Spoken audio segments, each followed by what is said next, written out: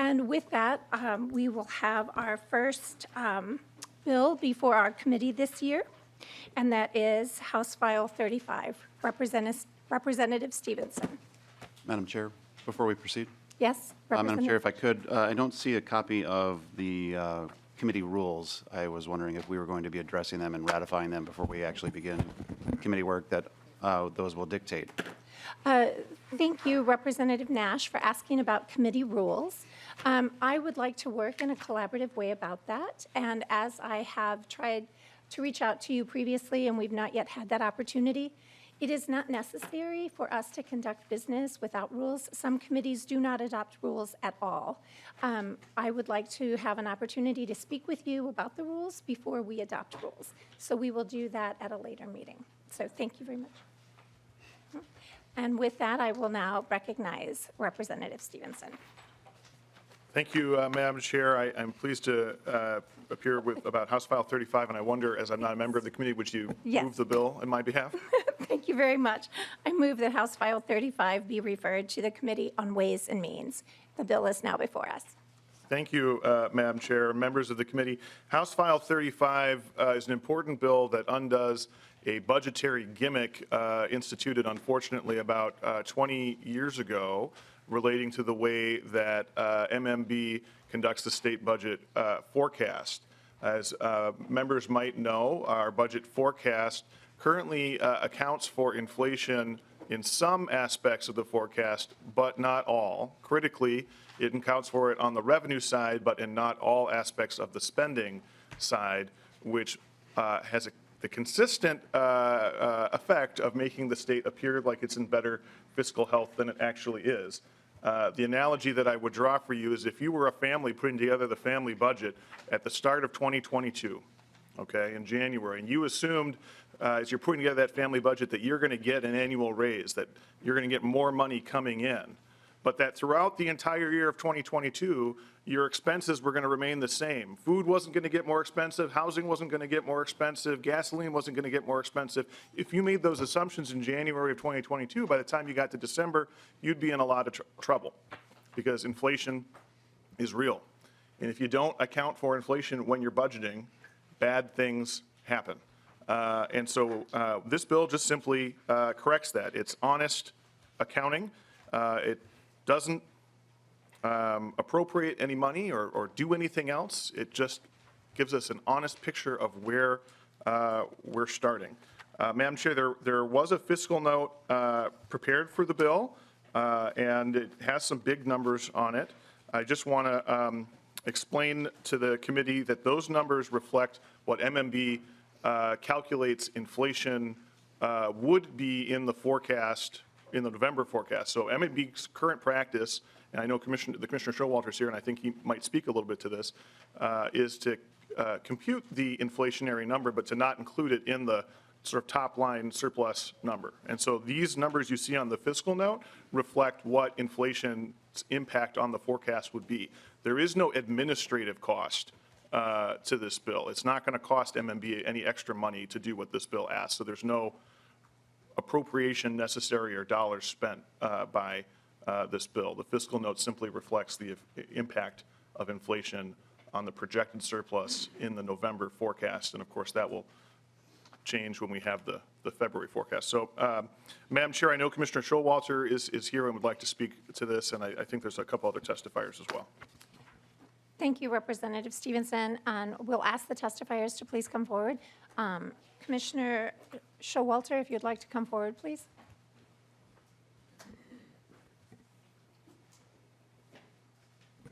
If you would please state your name for the committee and then begin your testimony. Thank you. Thank you, Chair Cleburne. Members, my name is Jim Showalter, Commissioner of Minnesota Management and Budget. Appreciate the chance to be here with you today. Just a few comments on the bill. I really appreciate the opportunity to speak with you about it. MOB supports including inflation in the forecast for state spending, and it's in line with how we deal with state revenues in the forecast. We think it's an important factor in presenting a reliable picture of costs and revenues, particularly as we look into the future years. As required under 16A.103, the state expenditure forecast does not include an allowance for inflation. The result of that is the forecast has an estimate of state expenditures that's not adjusted to increase costs for maintaining state services into the future. There's several exceptions to this treatment, and that's where the forecast gets complex. There's places where state law expects that price growth will be reflected in payment formulas. This includes special education, nursing facility payments, tax and property tax refunds. There are also places where it wouldn't make any sense to apply inflation, things like debt service, where those dollar amounts are set because our interest rates are already known. The revenue forecast, however, does reflect the impact of inflation because that different treatment, the growth in prices does not, it affects revenues, but it doesn't on the other side of the budget, on the spending side. This understates likely future spending because price increases can result in higher costs and the erosion of ability to programs to deliver services to Minnesotans. This imbalanced view is only appreciated by those who are really deeply into the forecast. I admit that there's a lot of intricacies to the state budget. And it's not understood by a broader audience. It's been this way for a while. MMB's Council of Economic Advisors is kind of a ad hoc group of advisors of economists. They've been commenting on this provision for years, pretty much since it first changed. And they've repeatedly pointed out in the forecast, in a letter, basically saying that the practice of excluding price changes on goods and services is fundamentally misleading. As of the November forecast, as Representative Stevenson noted, we estimate that 24 and 25, the inflation impact would be about $1.55 billion, $3.31 billion in 26, 27. And its estimate's pretty simple. Just multiplying the CPI over the spending over those periods of time where inflation hasn't already been put in by legislative action. Prior to 2002, just going back a little bit in history, the forecast did include inflation. So this isn't like wildly unusual. This is in fact how it was done for many years before that. At that time, the impact was included in years without an appropriated budget. For example, in the current setting, that would be fiscal years 24 through 27. The forecast referred to it as discretionary inflation. The term is important because it doesn't mean that it's program specific. It's just that general price pressure that state programs are experiencing, and it was estimated by using CPI on general fund expenditures. So in 2002, just a quick history here, the legislature amended 16A to strike the language requiring inclusion of inflation in the expenditure forecast. This bill just undoes that change back in 2002. And as all that you've heard, there are a number of different programs and different number of measures of inflation. Given that this bill returns to that prior 2002 language, we will use that same kind of general approach towards estimating inflation. Just again, thank you for hearing this bill and examining this issue, and happy to take any questions. Thank you. I would like to get through the testimony before we address questions, if that would be all right with you, Representative Stevenson? Certainly. All right, with that, do you have additional testifiers? I have on the list Clark Goldenrod. Would you like to call Mr. Goldenrod forward? Yes, Madam Chair. Oh, Miss. Excuse me.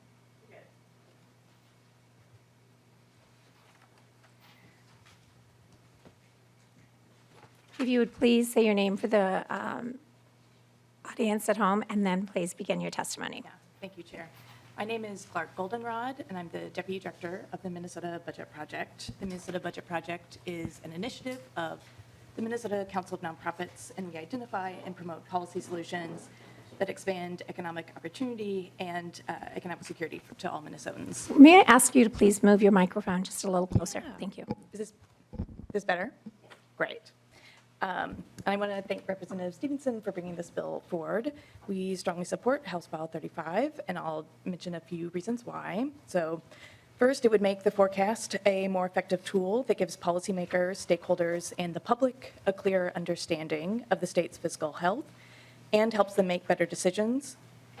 Second, it encourages responsible fiscal management. And third, understanding the impact of inflation is consistent with recommended accounting practices. So to that first point, that the bill would make the state's budget forecast a more effective tool for understanding the state's fiscal health. To be effective, forecasts should be complete and give an accurate picture of the state's commitments. The effects of inflation are real, and including an estimate of what funding would be needed for current levels of services to keep up with inflation would help you as decision makers and the public to better understand whether proposed fiscal decisions are sustainable and to recognize how inflation puts pressure on the state's ability to meet its current commitments. And that brings me to my second point, that including inflation encourages responsible fiscal management by providing a clear understanding of the state's fiscal health, the funding needed to maintain current levels of services, and the long-term implications of budget decisions. And finally, that making this change is consistent with recommended accounting practices. As Commissioner Schulwater mentioned, for every year since 2003, our state's Council of Economic Advisors has recommended that the state's forecast planning estimates include inflation in both spending and revenue projections. They note that our current forecast methodology is quote, inconsistent with both sound business practices and CBO, Congressional Budget Office methods. And it's important to note what this bill would not do. It does not make any budget decisions itself. The legislature would still have to pass and the governor to sign budget legislation to provide an inflationary funding increase in any non-forecasted program or service. It's important to use all the information available to successfully craft and evaluate budget decisions, including inflation in that toolkit makes good sense. Thanks for the opportunity to testify. Thank you for your testimony. Representative Stevenson, I see also you have Mark Haveman here is available as well. If you say so, yes. All right. Thank you. Mr. Haveman, if you please. Thank you, Madam Chair. My name is Mark Haveman. I'm the Executive Director of the Minnesota Center for Fiscal Excellence. We are a 97-year-old membership and charitable contribution supported research and education organization supporting sound tax policy, efficient spending, and accountable government. For those who are unfamiliar with us, the way I guess I'd try to distinguish our organization from many of the other fine public policy nonprofits that exist in the state is that we generally refrain from taking positions on levels of taxation and spending because our organization was founded on the belief that citizens get to make that call through their elected officials. But what we're about is to try to ensure that the revenue system that supports that spending adheres to good public finance principles and sound tax policy, that the spending that's done is efficient, accountable, and accomplishes what it's supposed to accomplish. So this is a topic that we have studied for a very long time and written about for a very long time. 2005, actually, was the first time we did this. And we concluded that this actually is a much more complex issue than is usually portrayed and conveyed. We came at the issue from the standpoint of neutrality, asking what approach actually introduces the least amount of bias into the budgeting process. We acknowledge that there are valid points on both sides of this argument. But we concluded then, and still do, that the practice of including it as supplemental information, but giving a much higher discussion profile than it currently exists, received in the forecast, best serves this objective. Just a couple of fact groundings here that I think are important to understand. The discussion of putting it into the forecast is really not the best way to describe it. It's in the forecast. That number, $1.552 billion, is there for all you to see, for the legislature to discuss, to contemplate, to debate in terms of what should be done with that estimate. And it's important to do that. It is vitally important to do that. As a matter of fact, we were disappointed during a supplemental budget year that inflation didn't get the attention that it deserved last year when rates were at 8% or whatever the case may be. The other issue is that what is being debated today or discussed today is the exception in state history rather than the rule. A return to this from 2002 when it was taken out. It was put in place in 1991. So only for 11 years in state history has this proposal, this approach been in place. So the issue for us is not a debate whether or not to recognize it. Of course, it's critically important to recognize it. The debate is how to recognize it. And the question is, what happens if you move a $1.55 billion figure from the bottom of the page into the MMB line item labeled projected spending? And what happens is you create a situation where budget development starts from an official baseline where available resources don't exist because the majority of government discretionary spending has been formally indemnified against inflation. The point that is frequently made, and accurately so, this does not commit the state to any inflation adjustments. But what it does, it creates a starting point in a balanced budget process that assumes you will do this. And that's critically important because there are a couple of important implications that fall from this. The first is that a planning tool becomes a potential potent budgeting tool. I'm quoting from a House fiscal brief from the early 2000s. Planning estimate inflation has also been a tool to provide more flexibility for a governor and legislature in assembling a new budget. The inflation creates a cushion, their words, not ours, of several $100 million that is already counted as spending in the budget forecast. And I would note that amounts to $1.55 billion today, which is a very comfortable cushion to say the least. In one example from state history, during the 11-year period when this policy was in place, $800 million of planning estimate inflation was set aside for inflationary adjustments. The governor recommended just under $100 million for various inflation-related base adjustments to state agency operations. The remaining $700 million was available for adjustments to other budget areas. So what happens is that including inflation enables a lot of new spending, brand new spending on expanded programs or new programs without ever having to properly recognize it as new government spending. And that new spending will then have their own tails and their own inflationary projections going forward. The other concern that we have is that it disincentivizes base budget scrutiny while creating an unsubstantiated perception of what the real cost of providing a service is and what full funding of a service requires. Expenditure inflation in the forecast does not communicate the real cost of government services. It crudely communicates the costs of how these services are provided today, the cost of maintaining the status quo in government service delivery. We believe this removes any incentives that do exist for base budget scrutiny and reforms that promote greater efficiency in government operations and service delivery. So in short, we think this does create a bias in what should be a neutral budgeting process, and we encourage that the treatment of inflation be given very serious consideration, but remain as it is currently in the state economic forecast. Thank you. Thank you very much for your testimony. I appreciate it. Are there any other individuals who wish to testify on this bill? Seeing none, questions from the members?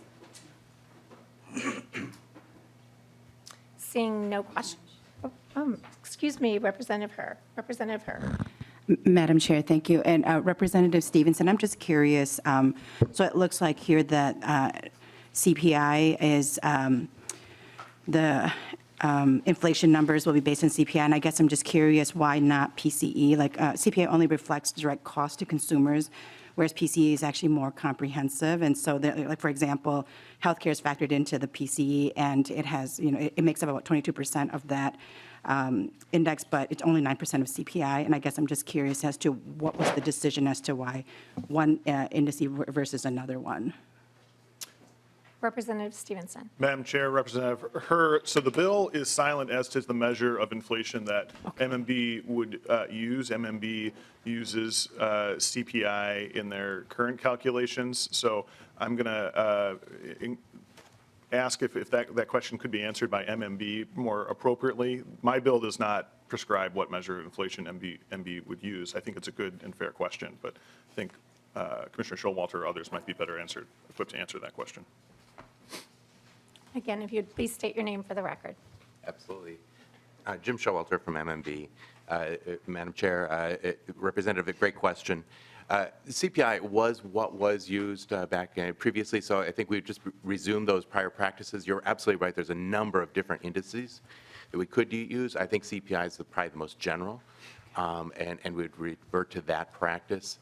but there's certainly different alternatives that would be available. As the author suggested, the bill itself is silent to that, and part of the conversation and work that would be ahead is the conversation between MMB, legislative staff of both bodies, to make sure that we're working off of commonly accepted and appropriate principles. So, I think that is one of those ongoing discussions of what's the right way, what's the best way to reflect the impact of inflation. Thank you. Would you like a follow-up, Just Representative a Hurd? quick statement, Madam Speaker, and I appreciate the flexibility and the ability to look at different indices. I just think, as we think about just not a direct cost to consumers, but really there are a number of other costs that should be taken into consideration in rising healthcare costs and the impact it has on individuals and their ability to spend, and what it looks like for the state. And I just think that it would be a much better, much more accurate reflection of that. And I think if we want to have good numbers and good projections, using something that I think is a more conservative number, which would be helpful in this process, would be something to think about. So thank you so much. Thank you. Since some members and audience attendees arrived late, I just want to remind everyone in the room that we are going to adjourn today at 9:45. Representative Bonner, I understand you have a question or a statement. Thank you, Madam Chair. And I guess this will come back to you again with at MMB. So I personally work in the IT field as a project manager, a team lead, and so forth. And I know that it is very common practice in a lot of businesses to make sure that we have accounting for things like contingencies or factors that might impact the budget down the road. I think that's pretty standard, pretty common practice across the board. And I know that when we're out talking to folks out in the community, even though we have that asterisk in place, that oftentimes that gets lost. And I don't think the general public generally hears the asterisk. But my question is this. When budgeting in, say, a project management standpoint, we often really don't have good indicators to know what those measures might be. So we usually use standard contingencies. But in this case, we have a number of different indexes that you can use to try to calculate inflation.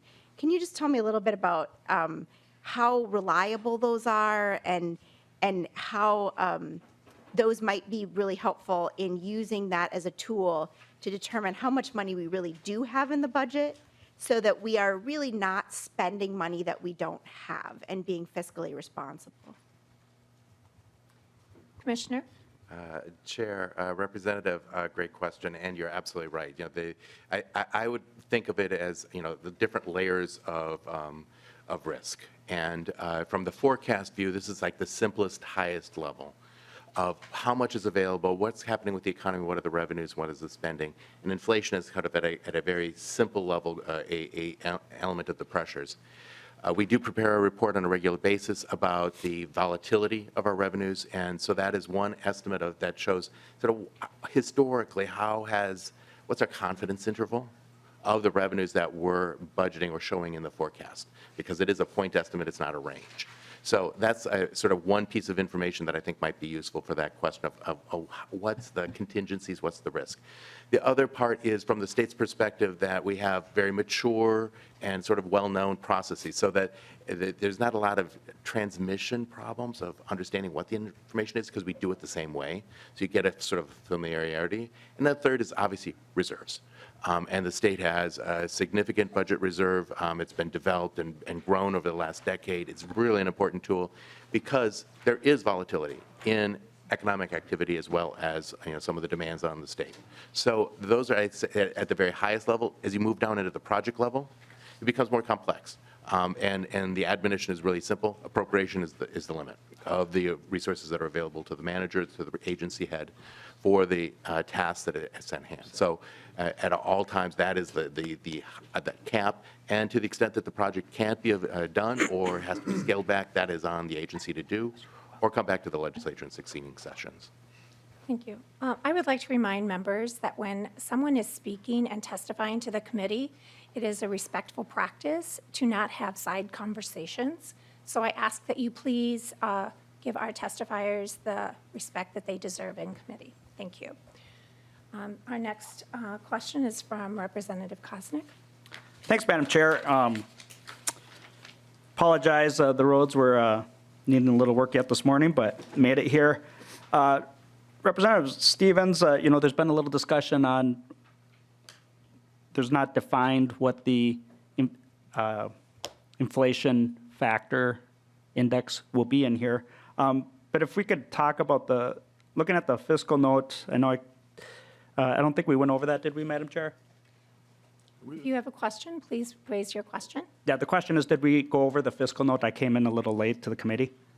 We have discussed the fiscal note, yes. I'm sorry? Yes, Representative Koznick. we did. Okay. Looking at it, looks like it's, 1.5 some billion for the next biennium and 3.3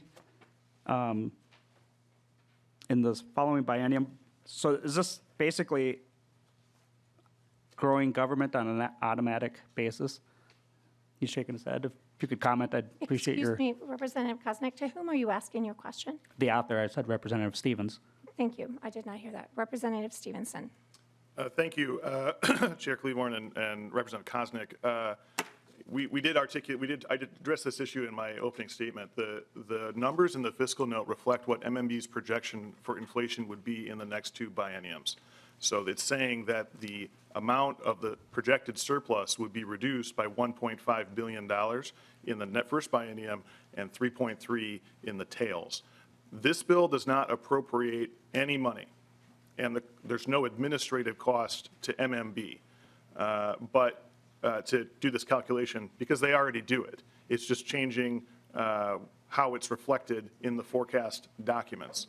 So what the fiscal note is telling you is that if we enact this bill, the projected surplus will be smaller in the next biennium by 1.5 billion because we'll be accounting for inflation, but it doesn't actually spend any money. So no, and I think you've heard testifiers both for and against this proposal tell you that this bill doesn't put anything on autopilot because it doesn't appropriate any money.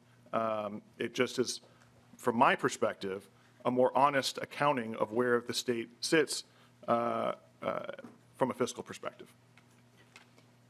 Madam Chair, thank you. And Representative Stevens, I appreciate the answer. And looking at the fiscal note, it does note that the legislature would still need to determine how to allocate and appropriate the inflationary amount. So I think there's some concerns there, and that would be my concern as well. Thank you, Representative. Representative Nadeau? Thank you, Madam Chair. So my question has to do with what is the common practice in other states? Do they anticipate inflation on both sides of the equation moving forward for their budget estimates? Do you know? I don't think anybody here wants to, just automatically have automatic spending increases, and at the same time, I think people want to be reasonable about, what those anticipated revenues are. So would we, in order to have it to be balanced, I have two questions. Would it be just as effective to eliminate inflation from our revenue estimates to create that balance? That's one question. And then number two is what do other states do when it comes to inflation calculations for expenditures? Representative Stevenson, and I'm going to ask you to be brief in your answer, please, Yep. so that we can move on. Yep, Madam Chair, Representative Nadeau, it would not be better to take inflation out on the revenue side. That would take us further away from reality, not closer to it. Inflation exists. We should recognize it. As to your second question, I couldn't give you a comprehensive survey of all 50 states. I do believe, and I think Commissioner Showalter is nodding his head, that other states do to this practice. It was suggested earlier by one of the testifiers. This is what the Congressional Budget Office does. And I think you'd be hard-pressed to find a business that didn't budget accounting for inflation in their businesses. They probably wouldn't be in business very long if they did that. Just one follow-up. Representative Nadeau. Thank you, Madam Chair. Do counties, in their budgeting process, do they anticipate and budget for inflation? Do you know? Representative Stevenson. Chair Cleavorn, Representative Nadeau, I bet you might know from your prior experience. I do not, and I don't know if Commissioner Showalter doesn't either, but I know that you worked in county government for a while, so maybe you know. I don't. I don't think they do. That was my question. I just don't thought know. maybe Thank the you, commissioner Representative. knew. So thank you, Madam Chair. I really appreciate it. I do want to remind the committee and the audience today that we are going to recess at 9:45. If we have to come back at a later time today, we will do so. So I ask that we please keep our questions and comments as brief as possible going forward. Representative Nash. Thank you, Madam Chair, and I will try to be brief to keep you on your schedule. We've had this bill before. I've opposed this before. I will continue opposing this. Would encourage my side to also oppose this. It goes back to, I think, the general presumption that this is reflected already, and that this body that we serve in is responsible to figure out budgets and to set budgets and to work through that, and that here in committee and in the next committee stops and on the floor that we will debate those issues and we will have those conversations. I think what this does is it creates a little bit of a callus and makes it easier to increase spending moving down the road. I think that the best thing that we can do for Minnesotans is to have full-throated conversations, whereas my math teacher naggingly reminded me that even if I knew what the answer was going to be, I had to show my work. I always got docked for that. I think that this is the place that we show our work, and that in committee we have these conversations. And for those that have never experienced the governor's budget, it's a lot of fun. Not really, but we go through line item by line item, and we do talk about these things, and it is accounted for now. So we should have those conversations and not make it, as I believe the testifier from the Minnesota Center for Fiscal Excellence said, it effectively makes it easier to ignore the pressures, and I want to have those conversations. So, Madam Chair, I will be voting no. I encourage my members to vote no, and I would request a roll call. Thank you. A roll call has been requested. Representative Stevenson, would you like to have final closing words on your bill? It's a good bill. Please vote yes. All right. If the CLA will please take the roll. Oh, excuse me, I have to I'd like to renew my motion to refer House File 35 to the Committee on Ways and Means. Will you please take the roll? Chair Cleavorn. Aye. Cleavorn, aye. Vice Chair Hewitt. Aye. Hewitt, aye. Representative Nash. No. Nash, no. Representative Bonner. Aye. Bonner, aye. Representative Berg. Berg, aye. Berg, aye. Representative Freiberg. Yes. Freiberg, aye. Representative Hansen. Aye. Hansen, aye. Representative Harder. No. Harder, no. Representative Herr. Aye. Herr, aye. Representative Joy. No. Joy, no. Representative Kosnick. No. Kosnick, no. Representative Nadeau. Aye. Representative Nadeau, aye. Representative Newton. Aye. Newton, aye.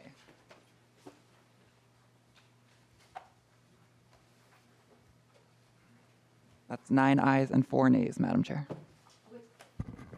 With 9 ayes and 4 nays, House File 35 is on its way to Ways and Means. Thank you, Representative Stevenson. Thank you, Madam Chair.